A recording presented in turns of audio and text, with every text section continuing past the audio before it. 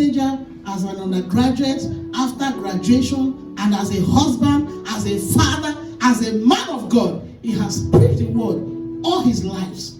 And we are privileged that God is going to speak to us through this servant of God. Can we make welcome our own pastor, Pastor Daniel, as he comes here to minister unto us. Please receive the word of God. Receive the word expectantly. The entrance of the word giveth life. I pray that the word you hear this morning will give you life. In Jesus' name, amen. Hallelujah. Praise God. Amen. I didn't know Pastor Shika knew me that much. Hallelujah. Glory to God. Thank you, Jesus. You are the reason I live. You're the one for me. You're the one for me.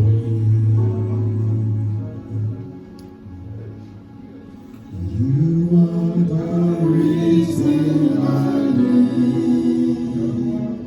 You're the one for me. You're the one for me.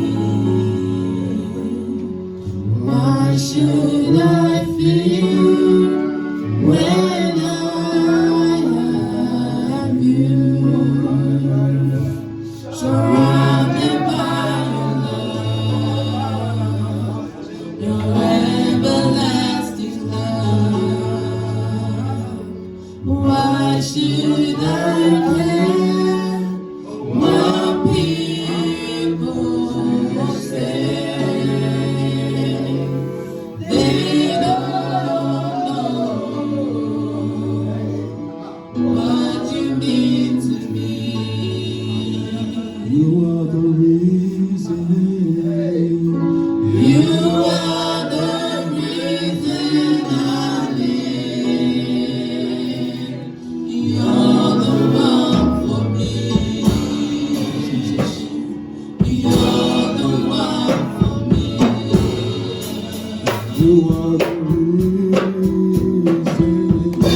You are the reason I live.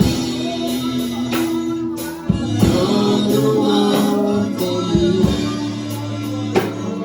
You're the one for me. Why should I fear when I have you? Surrounded by your love, your everlasting love. Why should I fear what people say? They don't know what you mean to me.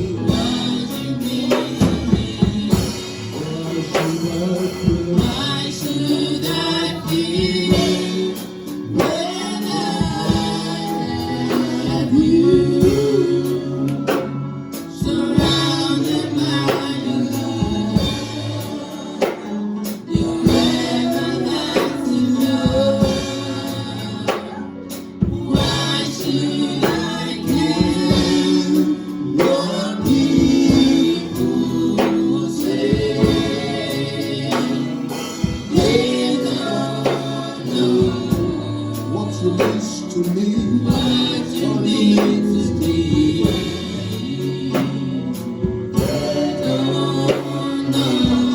They don't know what you mean to me. They don't know what you mean to me. They don't know Jesus means to me. What you mean to me. Why should I feel? Why should I feel when I have you? Surrounded by your love.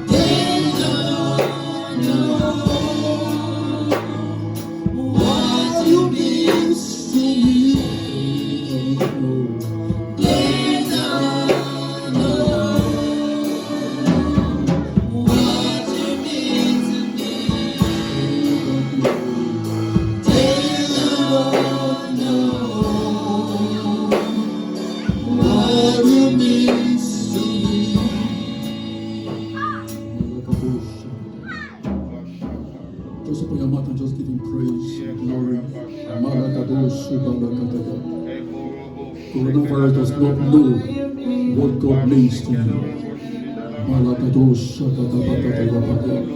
No matter what is going on, there's someone by your side. There's someone by our side. So why should I care? Why should I care what people say about me? They don't know what you mean to me. I give you praise. Thank you for your everlasting love. The Bible says, come to me that is everlasting love. Thank you, Jesus, for your everlasting love. Thank you, Jesus. Thank you, Jesus. He said, I will never leave you, neither will I abandon you. He said, lo, I will be with you always, even to the end of time. So shall it be, in the name of Jesus. Amen. Praise God. Hallelujah. Glory to God. I'll just pray as I'm led by the Holy Spirit. Amen. Hallelujah. Amen. I want to thank Pastor George for the privilege to minister. Hallelujah. Praise God. Before he comes up. Amen.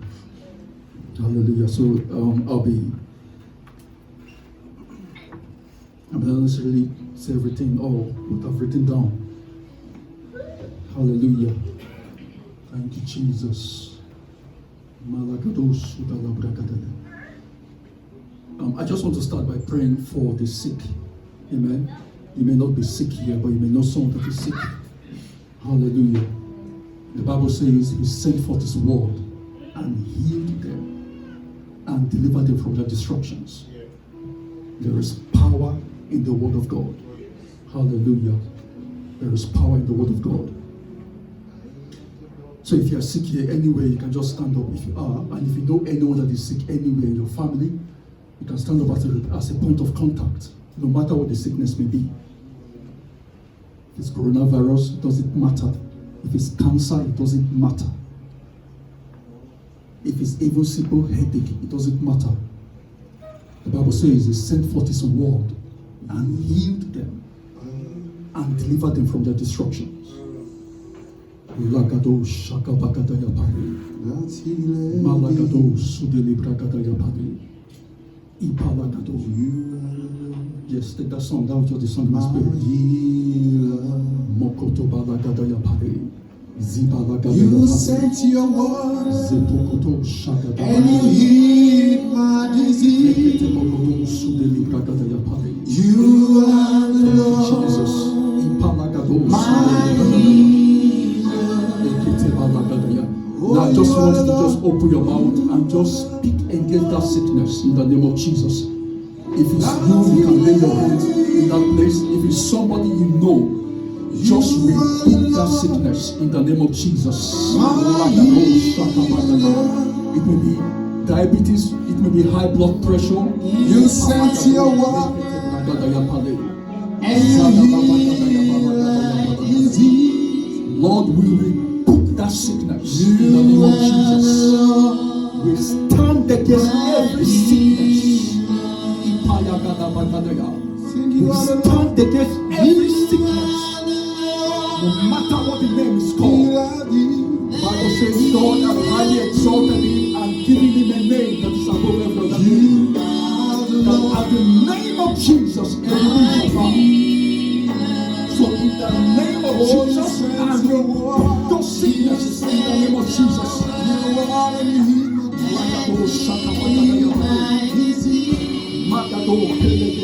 Lord, I use this one as a point of contact. And I command healing in the name of Jesus. I command diabetes to go in the name of Jesus. I command high blood pressure to go in the name of Jesus. I command coronavirus to go in the name of Jesus. I command cancer to disappear in the name of Jesus. I will the infection of God upon every head that's standing in the name of Jesus. And I send for this healing virtue to the four corners of the earth in the name of Jesus. And I command healing in the name of Jesus. Thank you, Jesus. In Jesus' precious name. Amen. You may be seated. Hallelujah. Praise God. Amen. I'll be sharing with us briefly. My time is short. I think I guess I just have 15 minutes for about. Amen. 15 or 17 minutes. Amen. Praise God. Hallelujah. First of all, I want to thank God for last week. I was not here with my family. We're actually on our way. I think maybe you heard the testimony Pastor George was given on my behalf. Amen. Thank God for snow. Amen. Thank God for snow. I live in High Wycombe. I don't know, those of you that know High Wycombe, it's a hilly town. It's high. It's high. You know, when we're moving there, I told my wife it is called High Wycombe. High we Coming higher. It's a hilly town, so it goes like this. And lo and behold, as we're driving, we go to that slopey, unusual. Of course, because it's not, I need to apply the brake. Believe me, my leg was down. I've never pressed the brake that down in my life. It's as if the car just went, I don't know if you've watched this Olympic where they do sliding. The car just went, I told my wife, this thing is not stopping. This thing is not stopping. And the children were behind, and the car just slided into the main road. I was just looking left and right, ready to use my horn in case the car. Thank God, no, there were no cars coming. Amen. When I looked ahead, I now saw a higher here. I just called Pastor George, man of God.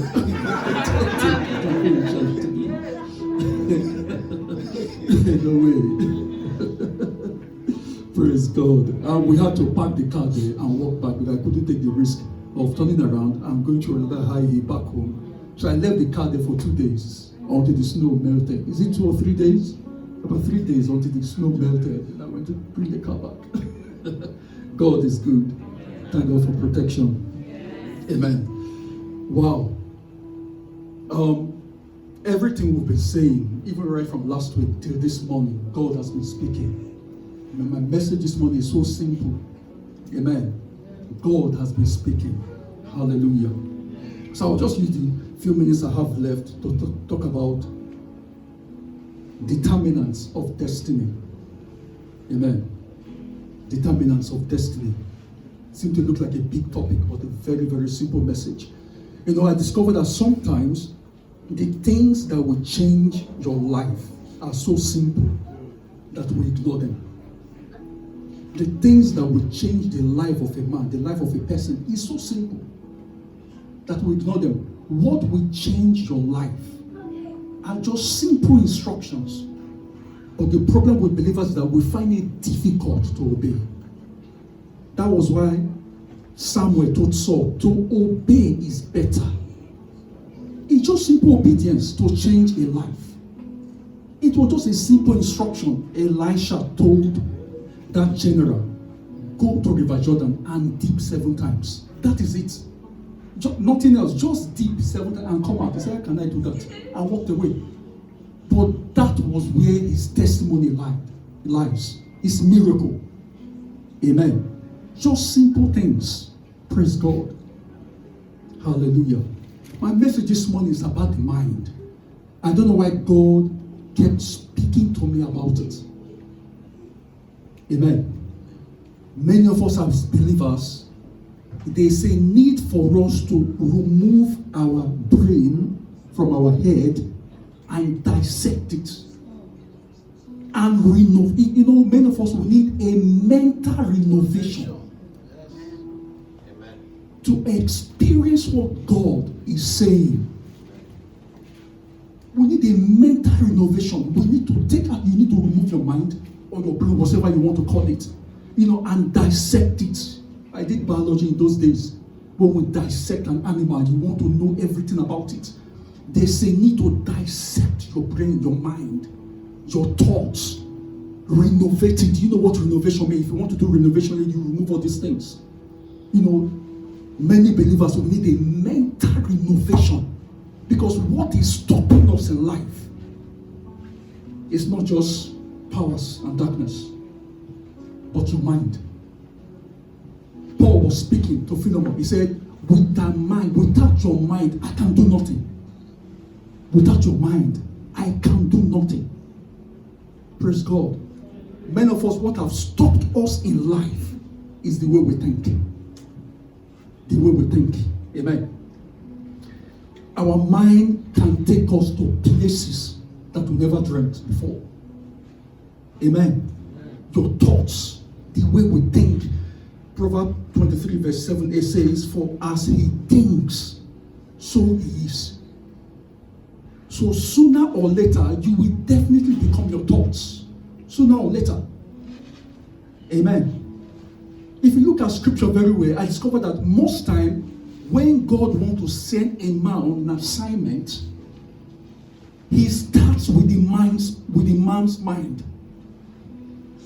Because it's as if God said that without your mind, I can't do anything. He starts with his mind, including Joshua. When Joshua was about to take over, Moses, that assignment, God started with his mind. He said, come, be strong and very courageous. And if you read, I said, this book of the law must not depart from your mouth, but you must meditate on it day and night. In other words, let your mind, your thoughts be aligned with this book of the law. It's like God saying, I don't care what you see. I don't care what is going on. Let your mind be aligned with my words. I don't care what is going on. Amen. Very, very important. Your thoughts, your mind. Amen. Your mind. Praise God. Anyone that God wants to use, start with your thoughts. I will go straight because of my time, my limited time. Amen. So our mind has a role to play in the fulfillment of destiny. Let's go to Genesis. I may not read it because of time, so I may just be paraphrasing so many things. Amen. But I think that should be Genesis chapter 3. Praise God. Genesis chapter 3. Before I read that, I realized that God and the devil is so interested in our mind. God is interested in our mind. The devil is interested in our mind. Why? Because whosoever controls your mind controls your life. Amen. Whosoever controls your mind controls your life. So the greatest target of the enemy is your mind. And the greatest target of God is your mind. So they are both wanting to get your attention, the attention of your mind. Look at what happened in Genesis chapter 3. The Bible says the devil, Satan, the serpent spoke to the woman. Did God say you should not eat any of the trees, any of the fruit in this garden? You can see how subtle the enemy is. He just wanted to get the attention of Eve. The devil knew that he cannot do anything without getting the mind of these two people in the garden. So he said, did God say you shouldn't eat of any of the fruit in this tree? Any of the fruit in the garden, in the whole garden. And Eve said, no, that's not what God said. He said we can eat anything, but not the tree in the middle or in the center of the garden. Must you respond to the enemy? When I was going through that story, I said, why didn't Eve ignore the devil? That's the only thing we got to do. Ignore his lies. I would just imagine, looking at the serpent and he was speaking. Did God say, if she had just looked and just walk away? And the devil said that because God knows that if you eat this fruit, you will become like him, knowing everything. And I said to myself, what would have stopped Eve from asking God without eating the fruit? I want to know more things. Why must you listen to the devil? See the way the devil was able to captivate our thought. And if you read that place very well because of time, the Bible says, and when Eve saw that the fruit was good, she saw, her mind opened. The devil got her mind to focus on the wrong, that she now saw, wow, this is good for food. The devil got her. And why not? Because when I was reading it, the Bible says he gave to the husband. I first wanted to say woman, that we say in Nigeria, gave to the husband. And the Bible didn't even say, the husband did not even ask her, which fruit did you take? He just opened my And when I thought of that, I said, I don't blame him because are powerful, isn't it? It happens in my home. Because sometimes my wife wants me to taste delicacy. Before I will say, what is it? Just open your mouth. Before I take, I'm already chewing. Amen. Amen. And obviously, the thing is good. So when I thought of that, and I said, well, I don't blame Adam. Because women, believe it or not, that's why you should be careful who you marry. Amen. That's why you must have heard message saying that what can, I think it was a man of God that heard saying this, that many people, what will take them to hell is their marriage. Yes. Hallelujah. But your marriage will not take you to hell. In the name of Jesus. The power of the mind. Now look at the story of Abraham. Abraham. If you read Genesis chapter 15, verse 1 to 6, let me read that quickly. Amen. Praise God. It says, after these things, the word of the Lord came to Abraham in a vision, saying, fear not, Abraham. I am your shield and abundant compensation, and your reward shall be exceedingly great. And Abraham said, Lord God, what can you give to me, since I am going on from this world childless? And he who shall be the owner and heir of my house is this steward, Eliezer of Damascus. And Abraham continued, look, you have given me no child, and a servant born in my house is my heir. And behold, the word of the Lord came to him, saying, this man shall not be your heir, but he who shall come from your own body shall be your heir. And he brought him outside his tent into the starlight and said, look now toward the heavens and count the stars, if you are able to number them. Then he said to him, so shall your descendants be. And he, Abraham, believed and trusted him and relied on, remained steadfast to the Lord, and it counted him to him as righteousness, right standing with God. Thank you, sir. Amen. Praise God. Right standing with God. Amen. Daniela, get me my Anki. Yes, sorry. I don't know why I always sweat, even in winter. Amen. Praise God. Sorry, pardon me. Forgot to bring this. Amen. Praise God. I think it's evidence of good living. Hallelujah. That's it. Don't let the enemy show anything in your head. Because I'm very sure they said if you are sweating too much, it's diabetes. Hey, no, this is evidence of good living. Evidence of good living. Praise God. Now look at the scripture very well. The Bible says, if you look at that story very well, you realize that it's as if Abraham was scared. He was worried. Do you know what it means to live getting close to 100 years and your wife is getting close to 90 and no fruit of the womb? It's disturbing. It's worrying. Kayaba. So I want to declare that anyone trusting God for the fruit of the womb, receive it in Jesus' name. Because the Bible says, none shall be barren in the land. Ikotoya. Balagado Shataya. Mekete. Believe it or not, Pastor Joseph, I always have awesome respect for him. So anytime I know he's coming to minister after me, I feel this kind of respect, no, allow the man of God to do it. Amen. But I feel a rumbling in my spirit. Bagakadaya. Ekete. Every barrenness, no matter what it is, in business, anything, be fruitful in the name of Jesus. Be fruitful. Pakatoyaba. Mekete bale. When I was coming here tonight, I told God, I wish a lame will come here. I so much believe the person will walk out here, walking on his 2 feet. There is time for us to show for the power. Lagado shagadaya. Don't be afraid. If you know anybody is blind, paralyzed, bring them here. There is power in the house. I was saying something, sorry, I'm digressing. I don't mind.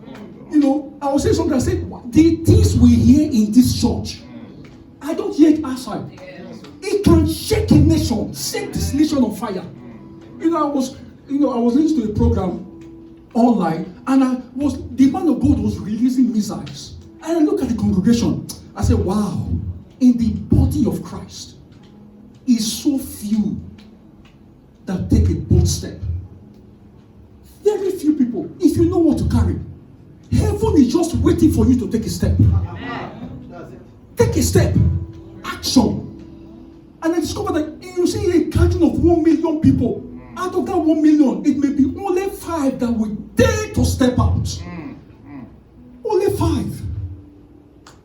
Beloved, let's make use of what we have. We are blessed. The Bible says we have the mind of Christ. You don't know what you have. You have the mind of Christ. You can do wonders. You know, I was moved, when you read, I listen to news quite a lot, when they will say, wow, the whole wealth in this world is being controlled by 1% of the population of this world. And then the 99% of this world is struggling for the 1% of the wealth of this world. Can you imagine? The whole wealth of this world is controlled by 1% of the population of this world. Or did you say, is it 99% of the wealth of this world is controlled by 1% of the population of this world? While the remaining 1% of the wealth of this world is being shared by 99% of the population of this world. Can you imagine? Do you know why? Only few dare to put their mind to work. Have you imagined why your CEO received higher pay? What do you think they do? When I was working, when we were driving to the office, the CEO of the company stays in the same level. And what is he doing all day? On the phone, talking what? And I will be there, my head is spinning, oh God, hey, deadline, I need to meet, and I will look at the guy, he will not cross leg, then he will not stand up and go and take tea. I say, hey. And they get the highest pay. Why? They put their mind to work. Without that man's mind, the company will crumble. So I said to myself, hey, cool down. If you put your mind to work, you will get to the top. Things that will change a man's life is just your mind. If you can put it to work, that's why I say, men of all, what we need is a mental renovation. If you can think well, you will live well. Have you read the book that says, what's the title? Think and Grow Rich. Have you seen that book? Think and Grow Rich. I saw it, I said, wow.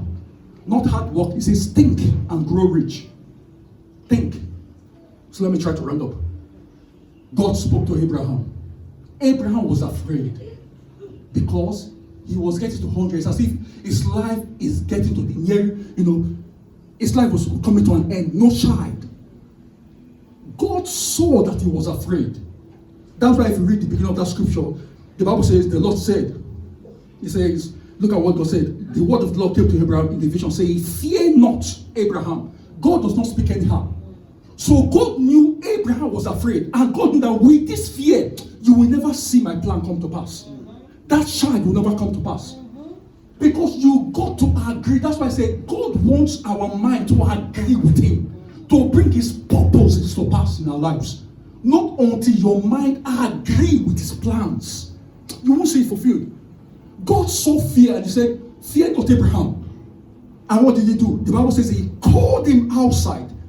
He wanted to change Abraham's thinking. Yeah. And he said, look at the stars. And he looked at the stars. He said, count them. Maybe Abraham tried to count 1, 2, why? He couldn't. He said, so shall your descendants be. Man. So God was telling him, change. I just want to change your thinking. Occupy your mind with the stars that you see now, and stop thinking about the deadness of Sarah's womb and the deadness of your body. Maybe that was what Abraham occupied his mind with. Look at Abraham, my wife Sarah. The womb is dead now. I know God said, hey, how will it happen? And God was telling me, change that thought to a different thought. And the only way God could do it was to tell him to come out, count the stars. And he said, so shall thy descendants be. Amen. So shall your descendants be. You got to align your thoughts with the word of God. Amen. We got to align our thoughts with God's word. Praise God. Because why? The devil and God, they are interested in what we're thinking. They're interested in what we say. Amen. Look at what God told Joshua. He said, see, I have given you Jericho. God has already done it, but God needed Joshua to see it for it to come to pass. He said, see, I have given you Jericho. And Joshua saw it, and he conquered Jericho. Amen. So before you can conquer anything, you must see it. You must see it conquered. You must see your step on top before you can get to the top. He said, see, I have given you Jericho. Amen. And look at what he told Jeremiah as well. He said, what seest thou? Because I'm only committed to do what you can see. If you can see what I'm seeing, then I'm committed to do it. That's right. And he said, what seest thou? And Jeremiah said, I see an almond tree. I see this. And God said, you have seen well. You have seen well. Some of us were not seeing well. That's why I said, if possible, remove your brain from your head and renovate it. Amen. Change it. Just like the way, I love the prayer Paula was saying. She said, we got to change our fears with the word of God. I said, that is true. And when Deacon Austin was also praying, he said something like that as well. There's no need to change your fear for the word of God. Amen. Praise God. Hallelujah. We have the mind of Christ. I'm trying to round up. Amen. Praise God. I'm just sharing 20% of my message this morning. Hallelujah. Praise God. Hallelujah. I will read one more scripture, then we'll round up. Amen. Amen. Let's read Proverbs chapter 23. Amen. Before I read that popular scripture we always read in Genesis chapter 13, verse 14 to 17, when the Bible says, after Lot separated from him, that's from Abraham.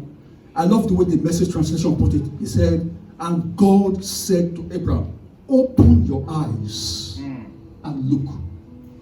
Open your eyes and look. The Message translation. Is it there? Okay, that's KJV, the Message translation. It says, God said to Abraham, open your eyes, look around, look north, south, east, west. All the land you see, I am committed to giving it to you. If we can see right, we can make it. Amen. Don't worry, I won't bother saying those things I want to write here now. It doesn't matter. Amen. I love what the man of God normally says here. Amen. He always says he believes we will get to Wembley Stadium. I don't know how many of us have seen it. So I said to myself, let it be a taboo. Let it be a criminal act. I'm not a lawyer. I mean, let that person be liable.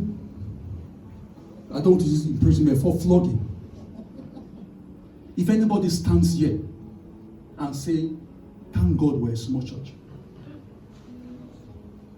Because that is contrary to the vision. Because I found something in scripture that there's always, I think I said this some time ago, there's an angel over every commission. And the angel responds to words. So when the angel comes and here there's the general is saying, we are going higher. And somebody is saying, no, we are going this way. The angel gets confused and folds his hands and said, this commission doesn't know what they are saying. Friends, make use of your mind. Make use of your mind. Put your mind to work. Take dangerous steps. Amen. Praise God. Yes, when you say I'm unstoppable, I like it. I have my own, just that I don't say it that much. My own slogan is I am unlimited. Okay. No boundaries. Unlimited. Unlimited. No, I can get to anywhere. Unlimited. No boundaries. No boundaries. I can get to anywhere. I can reach any goal. Amen. Let me round up by this. I'll round up by saying this. Sorry, sir. I'll round up in the next 30 minutes. Amen. I was listening to someone say, and I love it so much. I'm here today because I want to ginger us, including myself, to go further in the things of God. Somebody said something I love so much. He said, one thing that is worrying so many believers is that we pray for things that are too possible. We ask God for things that are too possible. Too possible. You see, that is why we don't see things happening. That's why we don't see astounding results. Because the things we ask for are things that are too possible. Somebody will be praying, oh God, help me to pay my rent. Things that are too possible. Oh God, help me to get that promotion. Too possible. And he said, dare to ask for impossible things. Amen. That is when God stepped in. Impossible things. Impossible things. Amen. Because the Bible says, God, that is my favorite. You know, I have so many favorite scriptures in the Bible, but this is one of my almost favorite. My favorite book, if you're a believer, you must have, well, I have a favorite book in the Bible. That's the book of Ephesians. It's my favorite book. Anytime I read it, it intoxicates me. And in that Ephesians, one of the verses is, I think it should be chapter 3, verse 20, if I'm not making a mistake, where the Bible says, God is able to do exceedingly, abundantly, above all you can think or dare. Amplified version will put it this way, or dare to ask. He said, dare to ask it. He said, God can do it. Amen. Dare to ask it. Amen. Let's step into another realm. The realm of the impossibilities. I think I put it this way, impossibility specialist. We pray for things that are too possible, too common. God expects us to start praying for things that are impossible. Things that will make people to say, is he mad? This cannot be found among men. It is outside the human comprehension. Those are the things God wants us to start praying about. Amen. Those are the things God wants us to start asking him about. Impossible things. Lagado shagadaya. Mekete bagadaya pade. Let us rise up on our feet. Thank you, Jesus. Lekotoba lagadaya. Mekete bade zadoli bagadaya. Ekete balagadaya pade. Just one prayer, just say, oh Father, change my mind, change my thinking. Give me your thoughts. Give me your thoughts. Your thoughts. Ekete balagadaya. Give me your thoughts. Give me your thoughts. Ipalagado shakataya bale. Ekoto balagadaya bale. Give me your thoughts. Ikato bele. Ikadaya bale. Help me to think like Christ at all times. Give me your thoughts. Ipalagade. And just pray, oh God, I pull down every faulty thinking from my mind right now. Every faulty thinking, every wrong thinking, I crumble them. Give me your thoughts, your mind, your thoughts.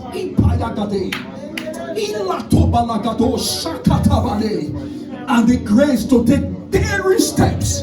The grace to take daring steps. The grace to take daring steps in the name of Jesus. Bagato shakabagadaya pale. Zotoli bagade shikabagadaya pale. Mantokoli bagadaya.